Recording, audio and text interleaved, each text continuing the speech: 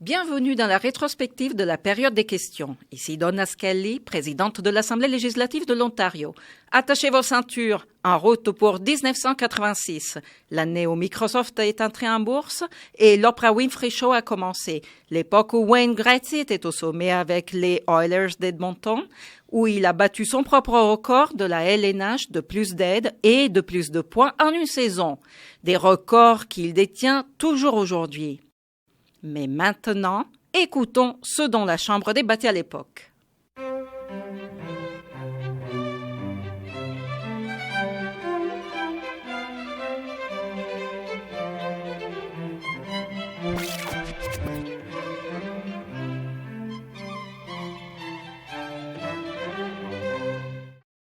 Les déclarations des ministres et les réponses sont écoulées. Y a-t-il des questions? Le leader de l'opposition. Monsieur le Président, j'ai une question qui s'adresse au ministre des Affaires francophones et je me demande si le ministre pourrait indiquer à la Chambre s'il croit que les francophones devraient avoir des services scolaires de qualité moindre. Monsieur le Président, je pensais que ce gouvernement avait répondu de façon très claire à cette question lorsqu'on a présenté le Bill 75, ou le projet de loi 75, et qu'il est indiqué que toutes les personnes de cette province sont comprises ici dans ce projet de loi supplémentaire. Le ministre est probablement au courant que son gouvernement a décidé d'abroger la décision dans le cas Marchand qui aurait assuré, entre autres, et même réclamé que les francophones de l'Ontario aient droit à la même qualité d'installation ou de service que les anglophones, et je cite depuis la décision du juge Sora. Il a dit « Les mêmes éducations ont donc les Franco-ontariens, c'est un droit constitutionnel d'avoir ce genre de service, et c'est-à-dire ce sera un service d'éducation complète et pas du tout partiel, qui nécessairement serait inférieur et de second ordre. Je sais certes que le ministre partage avec moi mes convictions, que c'est là une bonne chose, mais je me demande s'il pourrait expliquer pourquoi son gouvernement a choisi de leur mettre en cours d'appel cette décision qui, en fait, nierait aux francophones la qualité au niveau de l'éducation. Monsieur le Président, ce gouvernement a décidé de mettre en appel cette décision, y compris le conseil scolaire du comté de Simcoe, du reste, parce que dans la décision prise par le juge Sirois, il est indiqué que lorsqu'on adopte le projet de loi 75, les francophones de l'Ontario avaient le droit à une éducation. Et si on utilise le mot équivalent, Monsieur le Président, c'est pourquoi la situation doit être tirée au clair et c'est pour ça que nous sommes en train de l'en lancer en cours d'appel supplémentaire. Maintenant, Monsieur le ministre, le mémoire qui a été présenté par le gouvernement pour ce qui est de ce jugement en appel ne reflète pas la décision prise par le ministre de l'Éducation pour ce qui est de l'impact du Bill 75, parce que ce projet de loi n'a rien à voir avec l'obligation du gouvernement d'offrir des services en éducation tout à fait équivalents aux francophones. Le ministre doit être d'accord avec moi qu'en fait, le gouvernement ici, c'est-à-dire de mettre en appel cette décision, en fait, nie aux Ontariens le droit qu'ont ces Franco-Ontariens à l'éducation d'obtenir, entre autres, des droits pour ce qui est de l'éducation qui soient égaux et équivalents. Ma question donc au ministre est la suivante. N'est-il pas d'accord que la décision du gouvernement, parce qu'ils ont décidé de remettre en appel cette décision, est en fait d'enrayer une garantie aux Franco-Ontariens à un niveau d'éducation équivalent et équitable? Monsieur le Président, encore une fois, ce gouvernement a décidé de mettre en appel cette situation parce que, justement, le Bill 75 traite de cette question et nous pensons que le juge ici n'a pas tenu compte du fait que le projet de loi numéro 75 ait été adopté. Nouvelle question. En fait, vous essayez de façon lâche d'éviter de dépenser de l'argent pour les francophones. Nouvelle question. Ma deuxième question s'adresse au ministre des Affaires communautaires et des Affaires civiques. Le ministre sait depuis 16 mois maintenant, donc depuis 16 mois, il est au courant du fait que les subventions indirectes pour les garderies allaient se terminer sous peu et devaient être changées. Donc, il a eu 16 mois pour pouvoir élaborer un nouveau système, un nouveau mécanisme. Et samedi dernier, il a simplement indiqué qu'il y avait un système provisoire qui allait être fait. Le ministre pourrait-il donc répondre à cette question? Est-il en mesure de nous dire qu'en fait, aucune garderie ne sera fermée étant donné l'action prise par le gouvernement? Monsieur le Président, j'aimerais indiquer à l'honorable leader de l'opposition que le problème des subventions indirectes est un problème que l'on connaît depuis 1979 et qu'en fait, le gouvernement précédent de l'Ontario a indiqué aux municipalités qui étaient touchées en 1983 d'éliminer ce système à compter de décembre 1985. Et lorsque ce gouvernement est venu au pouvoir, nous avons très rapidement découvert qu'en fait, rien n'a été fait. Rien. Monsieur le Président, étant donné que nombre de municipalités se sont trouvées dans une situation plutôt précaire, moi, je demanderais qu'ils obtiennent une année, ou j'ai demandé plutôt qu'ils obtiennent une année supplémentaire et que ça soit prolongé jusqu'au décembre 86.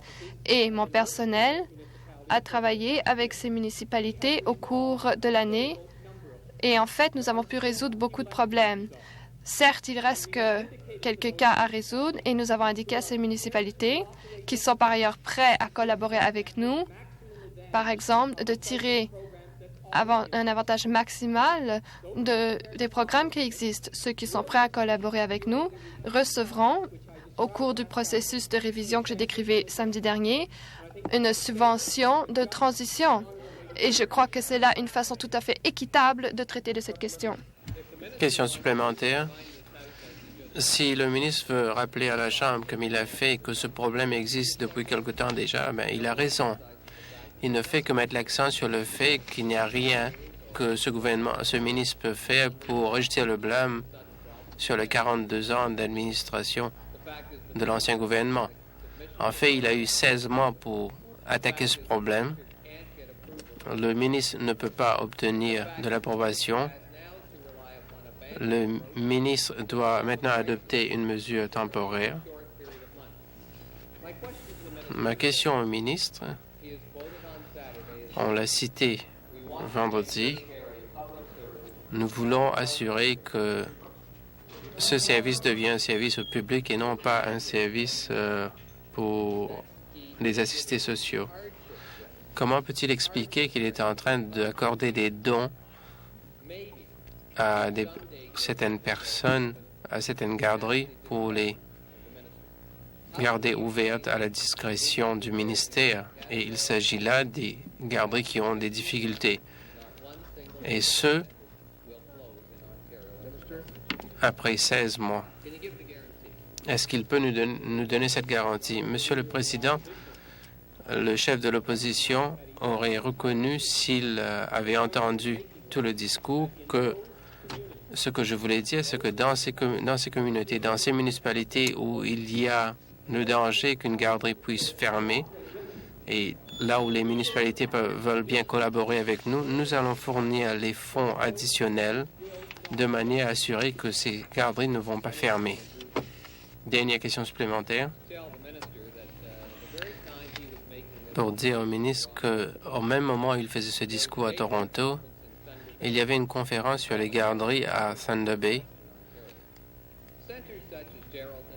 Des garderies telles que Charlton. Et quand nous avons contacté ces municipalités ce matin, ils n'avaient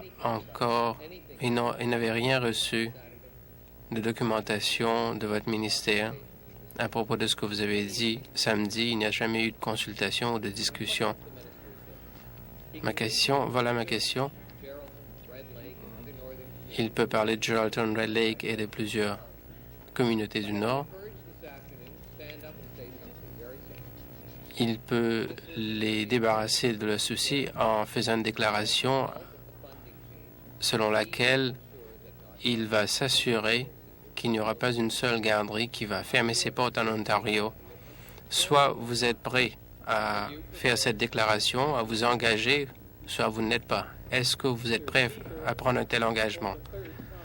Monsieur le Président, pour la 3e fois, j'ai indiqué que dans le cas où il y a une municipalité où une garderie risque de fermer ses portes, où il y a des difficultés financières, où il y a une municipalité qui est prête à coopérer avec nous, la garderie ne va pas fermer ses portes.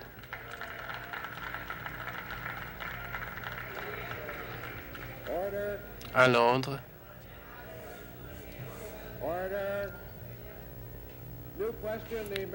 Nouvelle question, le député de York Sud.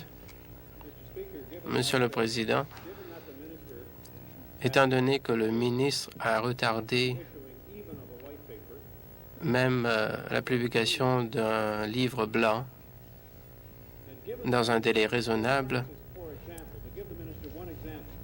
et pour vous donner un exemple, à Fort Francis, les parents s'attendent à payer 8 528 $ en janvier 87 par an. Je voudrais demander au ministre s'il n'est pas d'accord, si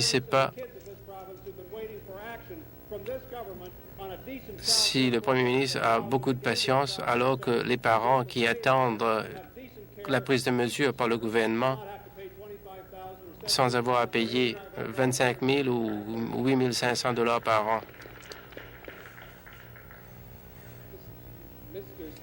Monsieur le Président, je suis d'accord avec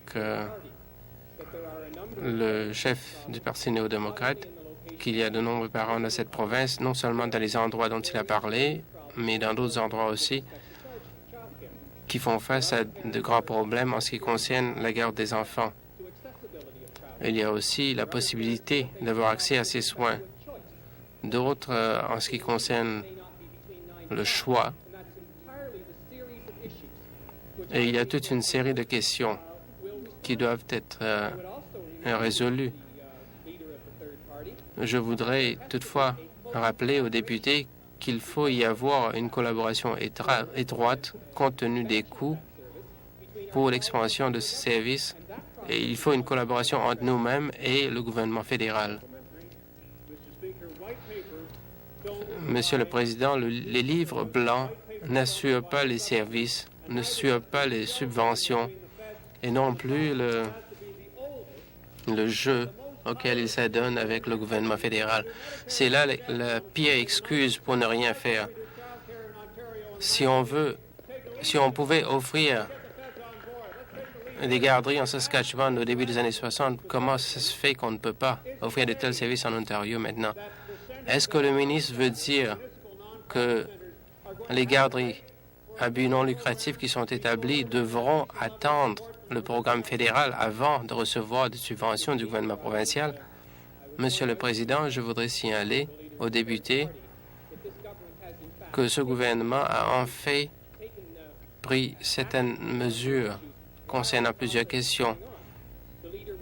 Entre-temps, le député sera au courant que nous avons déjà mis sur pied 10 000 centres c'est une augmentation de 50 %. Nous avons augmenté le nombre de centres de ressources pour les parents et les employés. Nous avons mis sur pied 4 projets pilotes. Il sera au courant que, surtout dans le nord de l'Ontario, nous avons annoncé plusieurs nouvelles initiatives. Il y a plusieurs choses qui se passent actuellement, mais il devra aussi savoir que pour que 2 niveaux de gouvernement puissent coopérer dans de telles situations, nous devons savoir quelles sont les règles du jeu. C'est ce que nous attendons. Question supplémentaire.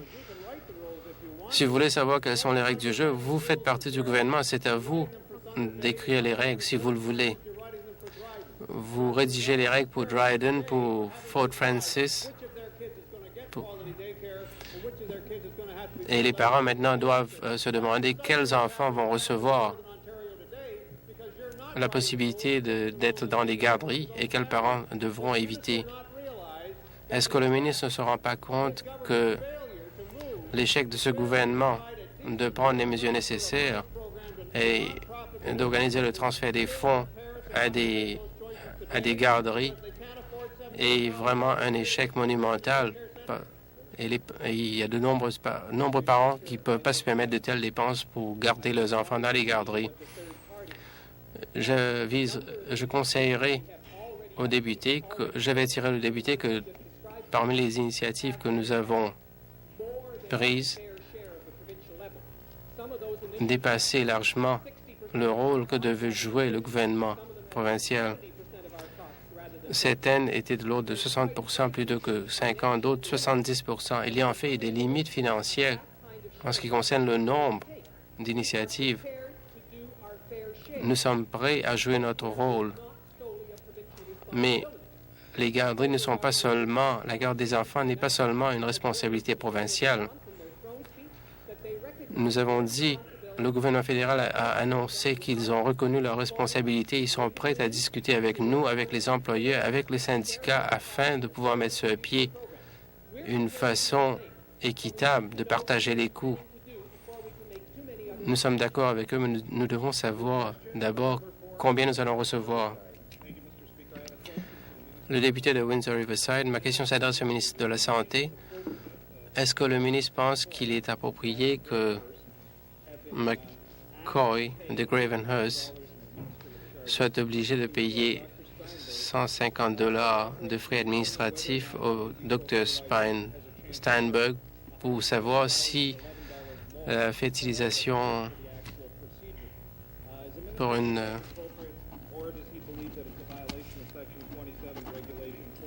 pour des bébés éprouvettes est raisonnable compte tenu de la loi sur ces services.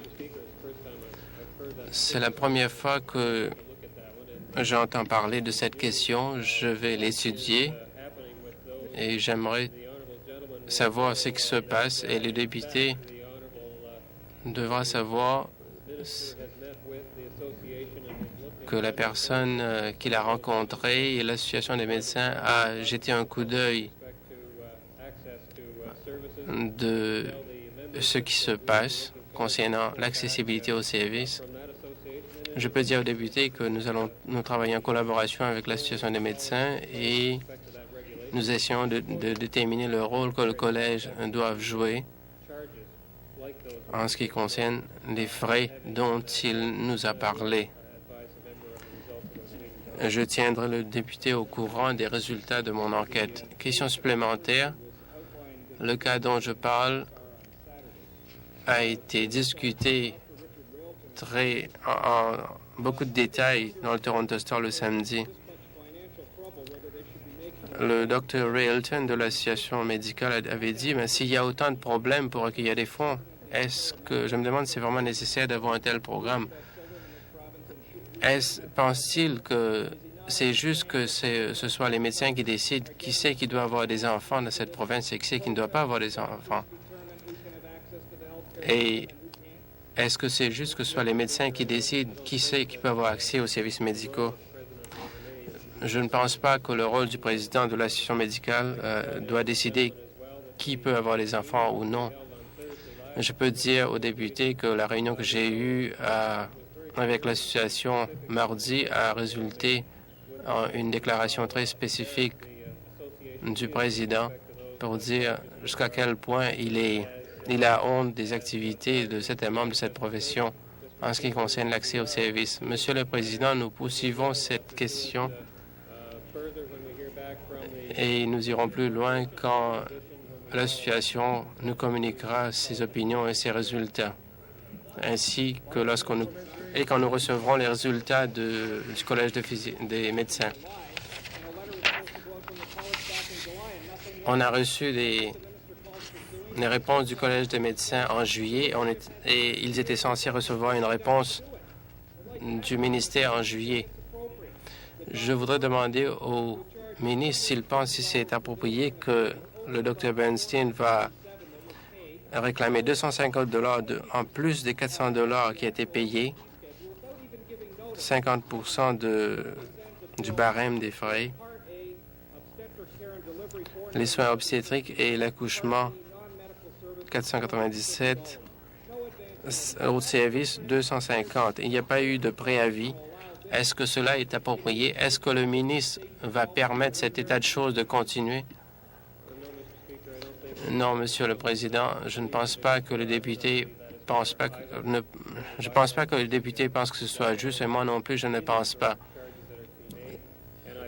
Je crois, Monsieur le Président, que nous tous, nous voudrons voir la fin de ce type d'activité.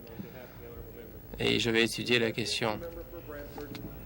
Le député de Bradford, j'ai une question pour le ministre de Logement. Monsieur le ministre, j'ai confirmé avec le bureau de votre ministère pour recevoir des subsides de subventions, il faut qu'il s'agisse de logements locatifs au terme de ce programme. Je me demande s'il peut m'expliquer comment le développement de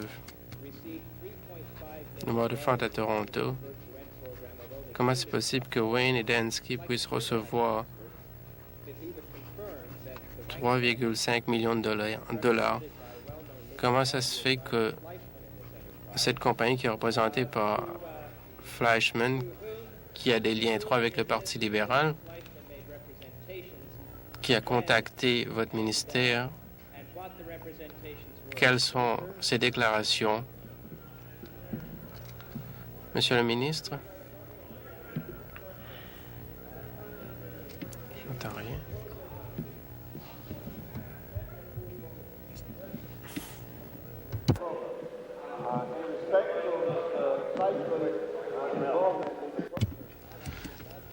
Le micro ne marche pas. Qu'est-ce qu'on dit?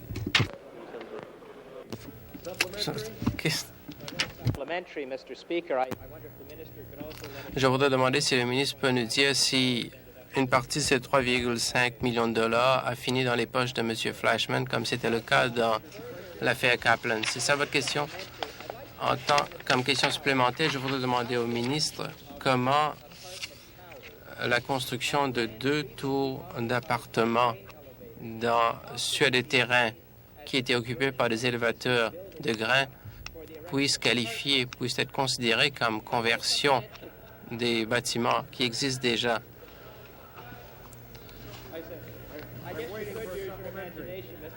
J'attends votre question supplémentaire.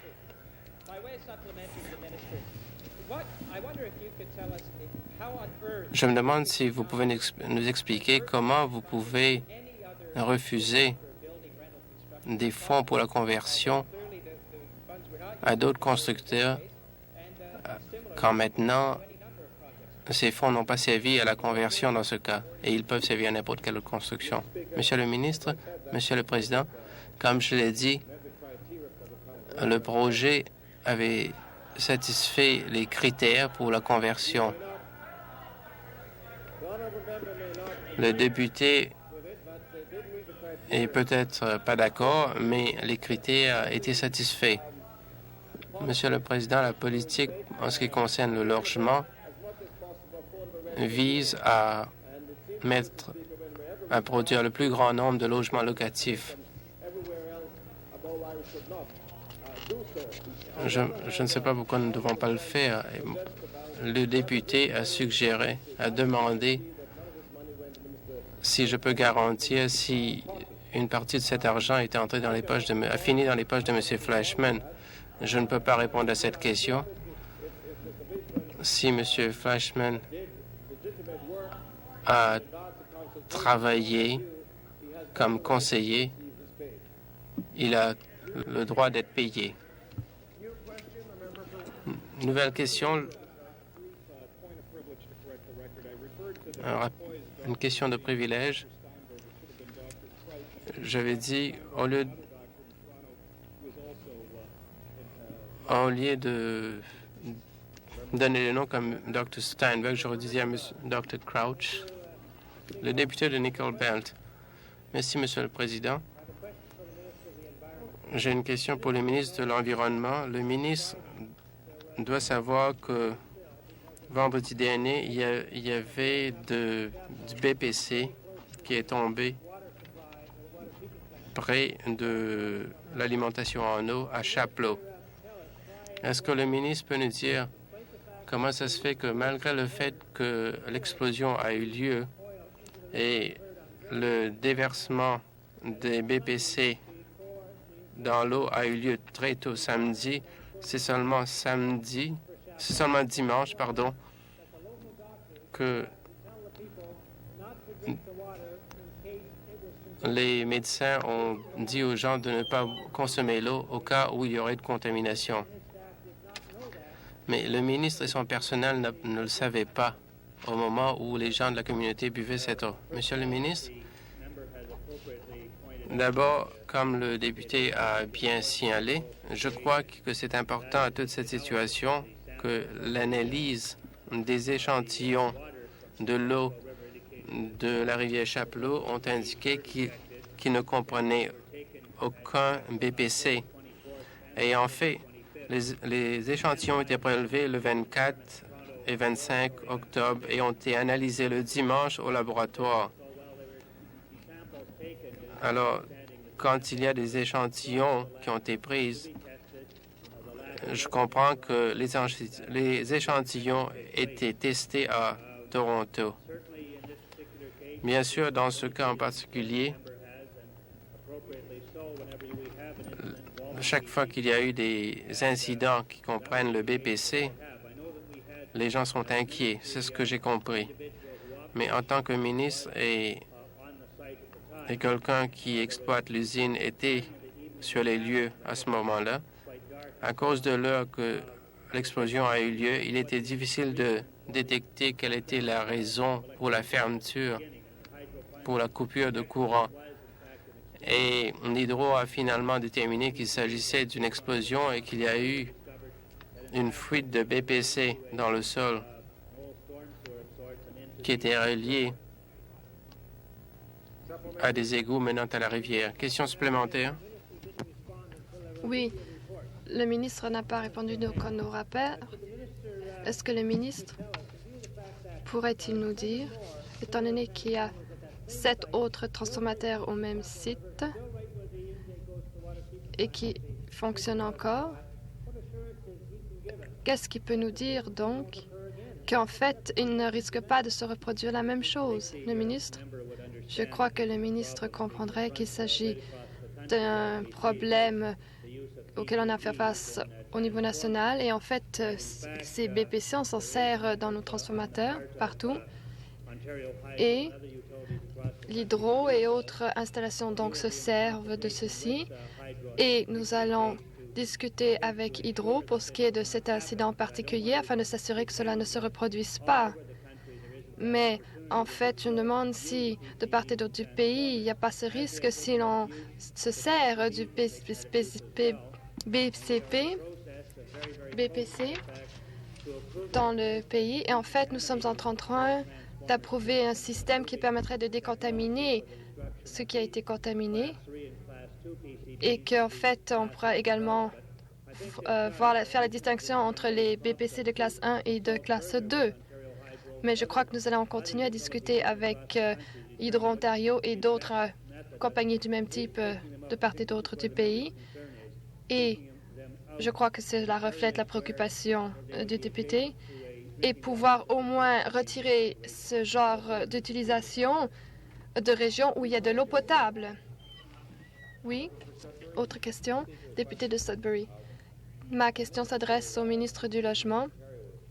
Le Premier ministre de l'Ontario a indiqué récemment, le 21 octobre, dans le Star, qu'il y avait une étude qui a été faite et qu'entre autres, quelques 11 000 logements ont été achetés. Et la semaine dernière, vous avez pris une attitude quelque peu désinvolte et qu'en fait, il y a eu des taux de 5 pour avoir acheté et racheté. Êtes-vous prêt à avoir une étude pour voir quels seraient les faits pour les locataires? Est-ce que vous allez tenir la parole du Premier ministre? Monsieur le Président, l'honorable député, c'est que il y a un certain parti pris pour ce cas de ces unités de logement et il y a certes une étude et je ne sais pas exactement ce qui a été impliqué ici pour ce qui est de ces logements supplémentaires. Je ne suis pas d'accord. Je crois qu'il y a beaucoup d'autres faits ici dont on peut tenir compte et on devrait voir un peu ce qui se passe pour les locataires. Et je trouve que franchement, c'est une honte d'ignorer cette question et j'irais même jusqu'à vous dire que la commission de logement de métro de la région urbaine de Toronto a indiqué clairement que cette question des 11 000 logements va créer un vrai problème pour ces locataires. Est-ce que vous pourriez dire à l'Assemblée qu'est-ce que le gouvernement a l'intention de faire pour protéger ces locataires? Comment allez-vous aider ces locataires? Ou est-ce que vous allez en fait nier que vous avez une responsabilité quelconque à cet égard? Monsieur le Président, certes, nous avons une responsabilité, mais j'aimerais également indiquer qu'il y a certains coûts ici pour ce qui est de ces 11 000 logements. Je ne sais pas qui sont les acheteurs d'un point de vue officiel. Peut-être que vous le savez, mais Monsieur le Président, il semblerait qu'aujourd'hui ou demain, la Cour prendra une décision. Et, Monsieur le Président, je suggérerais à l'honorable député qui également donc, a appuyé donc, ce Bill 51, qui a promis que les locataires auront une protection complète. Et par conséquent, je demande, ainsi que tous les autres députés, que l'on fasse quelque chose dès que possible. Nouvelle question, le député de Beaches-Woodburn. Merci, Monsieur le Président. J'ai une question qui s'adresse au ministre des Affaires du Commerce et de la Consommation. Il y a certains citoyens, après de Greenwind, près de l'hippodrome, donc, qui sont fort préoccupés. Ils ont demandé certains fonds. Monsieur le ministre, êtes-vous au courant que vendredi dernier, le Conseil de Toronto a adopté une résolution d'urgence et a demandé au gouvernement provincial d'intervenir, étant donné que le solliciteur de la ville a indiqué que la ville n'a aucun pouvoir et ne peut vraiment écouter donc les citoyens et examiner leurs préoccupations. Le ministre, donc, va-t-il se conformer à cette résolution présentée par l'hôtel de ville et réagir immédiatement afin que les résidents de la région aient le droit de se faire écouter, et ce, au sein d'un tribunal indépendant, et qu'on puisse donc reporter ou qu'on puisse arrêter toute course le dimanche jusqu'à ce qu'on ait pu avoir ces audiences publiques. Le ministre, Monsieur le Président, je remercie le député de Beaches-Woodburn d'avoir posé cette question. Et en fait, vous devriez savoir que cette résolution proposée par le Conseil de l'Hôtel de Ville, donc, permet que les citoyens puissent faire des soumissions. Le problème ici est de savoir de quelle juridiction cela relève, à savoir auprès de qui. Donc, on doit poser ces questions supplémentaires. Monsieur le ministre, comme vous le savez certainement, certains des citoyens de la région ou tout près de cet hippodrome ont même était en cours pour cette question et ont porté ça en appel quant à savoir s'il faut accueillir ou non, écouter ou non. Mais le ministre va-t-il persuader le club de jockey d'Ontario de tenir sa parole lorsqu'il a fait une demande de faire des courses à Woodbine, ce qui était en fait à l'époque vu comme étant ou perçu comme étant essentiel. Et à cette époque, le club a indiqué que pour ce qui est de Woodbine, il ne demanderait pas le droit de faire des courses à Greenwood. Par conséquent, est-ce que le ministre est prêt à parler avec le club de jockey de l'Ontario et lui demander de respecter sa parole, de la tenir, et par conséquent de ne pas commencer les courses le 2 novembre afin que la parole soit tenue à l'ordre? Alors,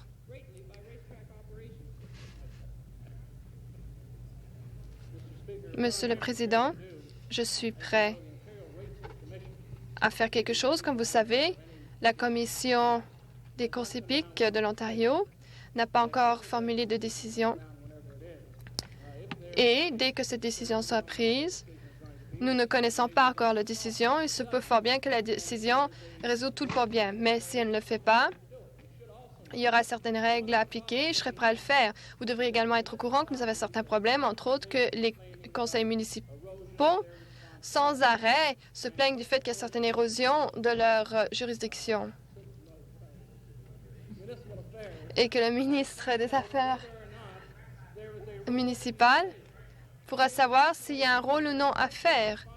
Parce que, par exemple, nous sommes dans une situation, si je leur donne plein pouvoir à la commission de course pour le trafic et autres, en fait, la municipalité risque de croire qu'on est en train de miner ses pouvoirs. Et c'est là un problème très épineux, très délicat. Par conséquent, on doit prendre une décision qui permettrait à toutes les municipalités de savoir exactement ce qu'il en est. Parce qu'en fait, cette décision risque de créer autant de problèmes qu'elle en résout. Nouvelle question. Le député de Burlington Sud. Merci, Monsieur le Président. Ma question s'adresse au ministre du Logement. Aujourd'hui, dans la communauté de George Town, dans la région de Holtown, il y a seulement 2 édifices à logement multiples qui sont en train de se faire construire au sein de cette communauté. Et on m'a indiqué qu'à l'origine, il devrait s'agir de logements locatifs. Or, après qu'on ait promulgué le projet de loi 78 et 71, il s'agirait maintenant de condominiums. Ce n'est pas une conversion. En fait, c'est plutôt une réaction de marché à ces 2 projets de loi. Ma question au ministre est donc la suivante. N'êtes-vous pas prêt maintenant de dire quelque chose au sujet de ces déclarations qui ont été faites par votre assistant pour ce qui est justement du fait que le projet de loi 51 n'affectera pas vraiment la construction de nouvelles maisons ou logements? Monsieur le Président, je devrais indiquer que le projet de 51, qui traite donc la construction, qui tient compte également donc des locataires et des propriétaires, permet un traitement équitable des 2 parties. Mais j'aimerais également indiquer qu'au cours des 9 derniers mois, mon ministère a approuvé plus de 1900 logements locatifs, ou 19 000 plutôt logements locatifs, étant donné qu'il y avait un manque très net de logements locatifs abordables dans la région. Et le projet de loi 51 devait permettre de créer une atmosphère dans laquelle à la fois les propriétaires et les locataires seraient traités de façon équitable, tout en offrant des logements à prix abordable supplémentaires. Monsieur le Président, le ministre doit être au courant. S'il n'est pas au courant des initiatives privées, dans ce cas, il n'aide pas le public. Il doit être au courant que 4 maires des municipalités de Halton Region ont été entièrement d'accord que la crise la plus grave à Halton, c'est justement le manque de logements abordables. C'est également le même conseil de Burlington, entre autres, Halton-Burlington, qui l'a indiqué. Mais vous savez que toutes les demandes ont été refusées. Il y en avait 8 ou 9 dans la région de Halton pour des logements subventionnés Et ceci au cours de l'année et demie, au cours où vous avez été Premier ministre, plutôt ministre. Étant donné donc que vous allez dépendre de ces programmes, pourquoi donc ne pas créer plus de logements afin que nous pouvons gagner la crise ou avoir le dessus sur cette crise de logement? Quand est-ce que donc il va y avoir un programme qui va permettre d'avoir plus de logements? Monsieur le ministre. Monsieur le Président, j'ai écouté, j'étais tout ouïe à ce que le député avait dit et j'ai du mal à croire à ce qui a été dit. Le programme, justement, mis sur pied pour le logement au cours de la dernière année et demie a été la politique de logement la plus progressiste que le Ontario n'ait jamais connue. Le programme des prix des loyers a beaucoup aidé et a également eu des effets des deux côtés. Ça a affecté quelques 5 000 logements. Et au cours de quelques mois, Monsieur le Président, tous ces 5 000 logements étaient loués. Et, Monsieur le Président, je comprends mal l'honorable député de dire qu'il ne comprend pas que quelques 19 000 logements, donc, n'ont pas été approuvés et que 5 000 qui ont été convertis ont été pris. Il y a eu beaucoup de nouveaux logements qui ont été offerts sur le marché. Et je suis certes très optimiste, Monsieur le Président, qu'au cours de l'année, il y aura encore plus de logements offerts. Le ministre de l'Éducation. Et en réflexion, j'ai une question pour le Premier ministre sur la question de décision de la part du gouvernement de faire un appel de la décision du juge Sirois sur le cas de M. Marchand et les familles qu'il représente dans le comté de Simcoe. J'aimerais demander au Premier ministre deux choses. D'abord, Monsieur le Président, pourquoi est-ce que le gouvernement monte un appel qui va coûter cher aux parents qui ont gagné une victoire importante dans la cour où le juge a dit que les parents ont le droit à la même éducation offerte à la majorité, et je traduis, ça doit être une éducation pleine et complète et non pas une éducation limitée, partielle ou tronquée qui nécessairement serait une éducation inférieure. J'aimerais poser la première question au Premier ministre. Pourquoi faire un appel d'une telle décision qui représente tellement un sens de justice dans la province de l'Ontario? Oui, Monsieur le Président, je veux dire à mon ami, comme vous savez, je suis avocate. J'ai étudié le droit à l'université, mais je suis mauvais avocate et je ne suis pas dans la position pour vous donner un point de vue légal sur les circonstances. Mais on me dit que le jugement n'était pas assez clair dans les circonstances et c'était l'avis de le ministre d'Éducation et le ministre responsable pour les affaires francophones. Il serait mieux avoir pour faire plus clair le jugement de la Cour. Et c'est pourquoi on a fait l'appel dans les circonstances. Je crois avec le comté de Simcoe aussi, je crois, il serait donné un avenir plus sécure dans les circonstances. C'était un jugement légal, je crois. Mais comme mon ami savait, ce gouvernement a fait beaucoup de choses pour avancer les droits des francophones dans la province d'Ontario. Et nous pensons qu'il serait meilleur à l'avenir. Monsieur le Président, comme question supplémentaire, il y a une question. On ne peut pas être d'accord avec le Premier ministre parce que la décision est claire. C'est une décision que le gouvernement n'a pas acceptée, mais tout de même, la décision est très claire. Le juge dit que la question d'équivalence ou de comparaison devrait être faite dans le comté. C'est-à-dire que la minorité a droit à le même niveau d'éducation, la même sorte de facilité que la majorité dans le comté. Et ce que veut dire le gouvernement, c'est que l'équivalence, ce n'est pas dans le comté, on ne fait pas la comparaison avec la majorité, mais on fait une question de comparaison ou équivalence avec n'importe quel autre groupe choisi par le gouvernement dans n'importe quelle région, dans n'importe quelle partie de la province. Et j'aimerais poser la question directement au Premier ministre, où est le manque de clarté dont il parle dans sa réponse dans la décision du juge et pourquoi est-ce que le gouvernement n'accepte pas la définition de l'équivalence qui est dans la décision, qui est une définition plus juste, plus égale et plus, à notre avis en tout cas, et dans l'avis du juge certainement, plus en comparaison et en équivalence non seulement avec le traitement de la majorité, mais avec la Charte de droit elle-même.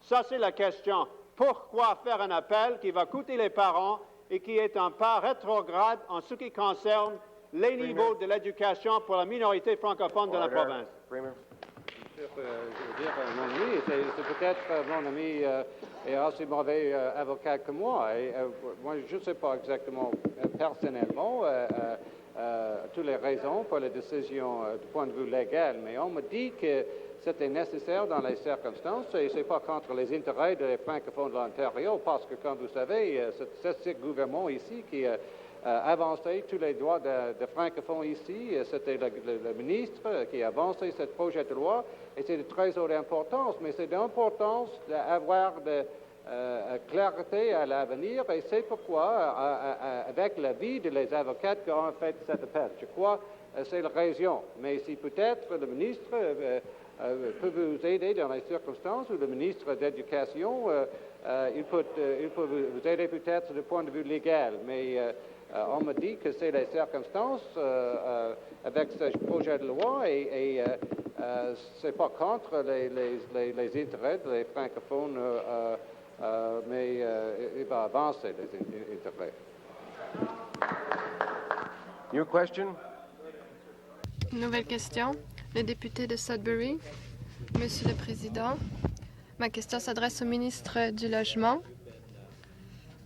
Cela fait 17 mois maintenant que vous indiquez au public qu'en fait, vous êtes tout à fait prêt à évacuer le sol de Street Crescent. Or, vous dites qu'en fait, vous ne pouvez pas le faire parce que la décision n'est pas encore d'une décision prise en cours. Or, il y a 200 maisons, foyers qui ont des problèmes, ou plutôt 200 habitants de la région. Êtes-vous prêt à le faire? Ministre, j'aimerais indiquer que la question de ce Crescent cas sera donc traitée et je vais y répondre et réagir bientôt. Ce n'est pas seulement le problème de Riverdale, mais c'est un problème de l'environnement. Peut-être alors pourriez-vous adresser la question au ministre approprié. À l'ordre. Je pense que la ministre du Logement a répondu à une partie de la question. Je suppose que la supplémentaire sera adressée au ministre du Logement. Monsieur le ministre, peut-être qu'en fait, vous essayez de refiler la responsabilité à l'autre ministre, mais c'est vous le ministre responsable du Logement. Et en tant que tel, vous avez promis que vous allez vous débarrasser donc de sol de cette région. Or, maintenant, vous pouvez faire quelque chose aussi. Il s'agit d'une situation dans laquelle vous avez promis donc d'évacuer ce sol pour vis-à-vis de ces résidents et vous avez dit que cela ne posait pas de danger à la santé des personnes. Or, nous savons que maintenant le plomb peut certes avoir des effets très négatifs à l'égard des enfants. Et par conséquent, la question, allez-vous faire quelque chose afin que le sol soit évacué? Monsieur le Président, je crois que l'honorable député a beaucoup de confiance en moi pour me déléguer ce genre de pouvoir qui concerne l'environnement. Malheureusement, ce ne relève pas de moi de traiter de cette question à Riverdale, alors que c'est un problème de l'environnement. Nouvelle question, le député de Hamilton Mountain. Merci, Monsieur le Président. J'ai une question qui s'adresse au ministre de la Santé. Le printemps dernier, l'étude qui était en vigueur a été terminée et le rapport a été présenté au ministre. Nous n'avons pas vu ce rapport. Est-ce que le ministre peut nous indiquer quand on va voir ce rapport? Le rapport a été complété en été et a été reçu à la section de santé publique et des représentants de mon ministère ont contacté des groupes indépendants. Je dois discuter de l'étude au président de ce groupe et j'espère rendre ce rapport public très prochainement. Question supplémentaire.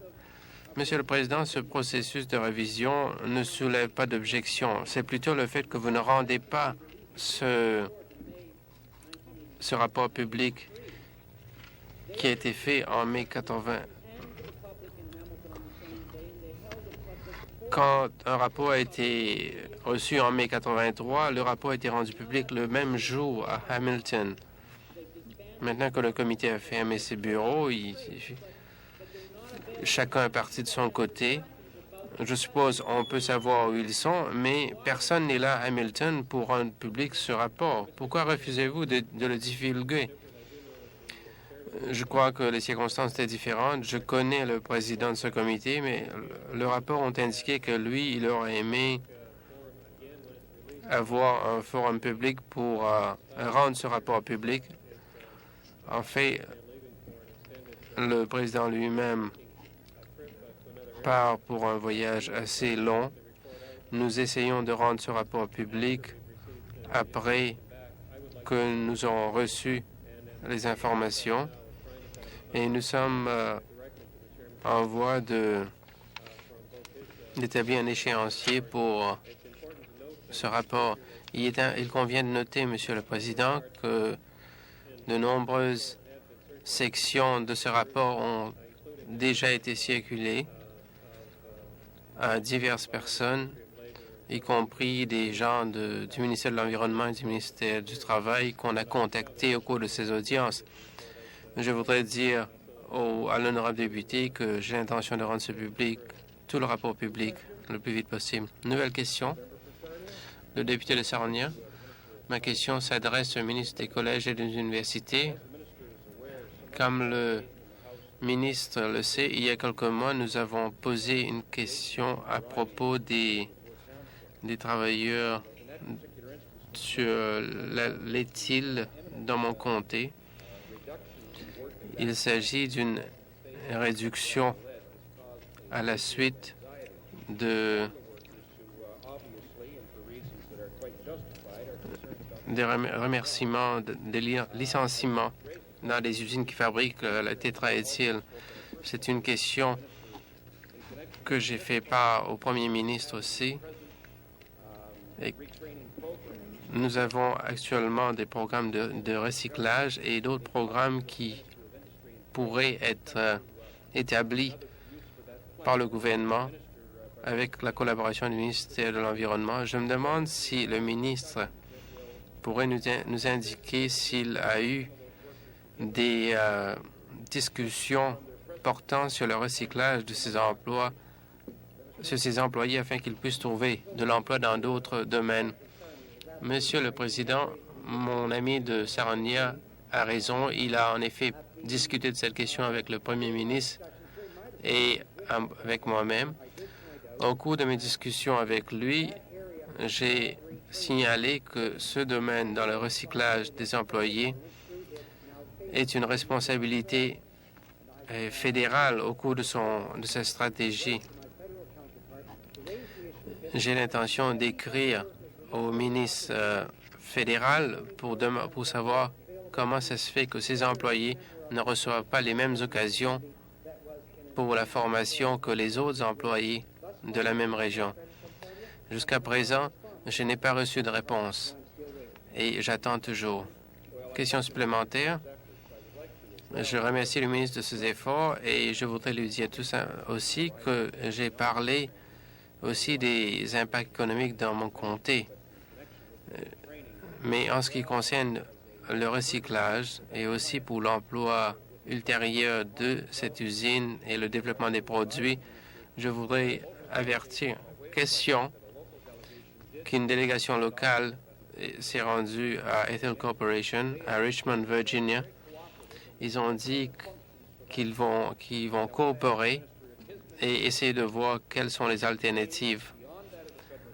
J'aimerais savoir qu'est-ce que le ministre entend faire en sus des efforts du gouvernement fédéral. Je me demande si le ministre va étudier la question afin d'éviter des possibilités de licenciement de ses employés et d'éviter que ces employés se trouvent sans travail au cours de la diminution de l'emploi du plomb tétraéthyle. Seulement récemment, très récemment, je crois environ il y a un mois, il y a eu la stratégie de formation en Ontario, qui est un programme qui peut être utile dans son comté. C'est un programme qui est destiné surtout aux gens qui sont déjà employés. Il ne s'agit pas de remplacer les obligations du gouvernement fédéral. Il ne remplace pas la nécessité de recyclage à long terme, mais je suis prêt, en fait, je serais très content d'envoyer à ses employés des renseignements sur cette stratégie, parce qu'il s'agit là d'un programme qui peut aider à diminuer la mise au chômage de ses emplois, de ses employés. Nouvelle question, le député de Welland-Thorold. Merci, Monsieur le Président. Ma question s'adresse au ministre de la Consommation et du Commerce, qui concerne sa réponse sur les primes d'assurance qu'il a données à la Chambre il y a quelques jours, qui indique que, contrairement à toutes les études indépendamment, que les tarifs étaient plus bas en Ontario qu'au Manitoba, par exemple.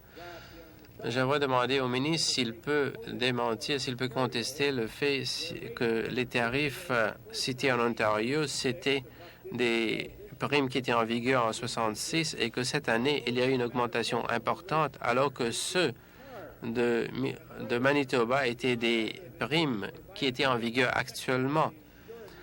Et j'aimerais demander si c'était des montants qui étaient cités par un secteur de l'industrie et non pas par les consommateurs. Monsieur le ministre, Monsieur le Président, je remercie le député pour sa question et en fait, il a raison quand il dit que les primes que j'ai citées étaient en vigueur à partir du 1er janvier.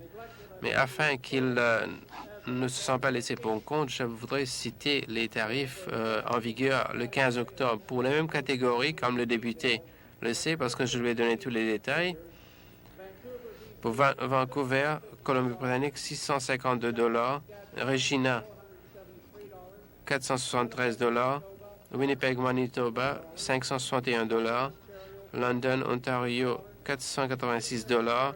Kitchener, Ontario, 494 $. Ottawa, Ontario, 492 $ et Toronto, 617 $. Le même rapport est maintenu. Les chiffres sont assez différents. Question supplémentaire. Je me demande ce qu'on doit en penser si jamais ces chiffres ne sont pas justes.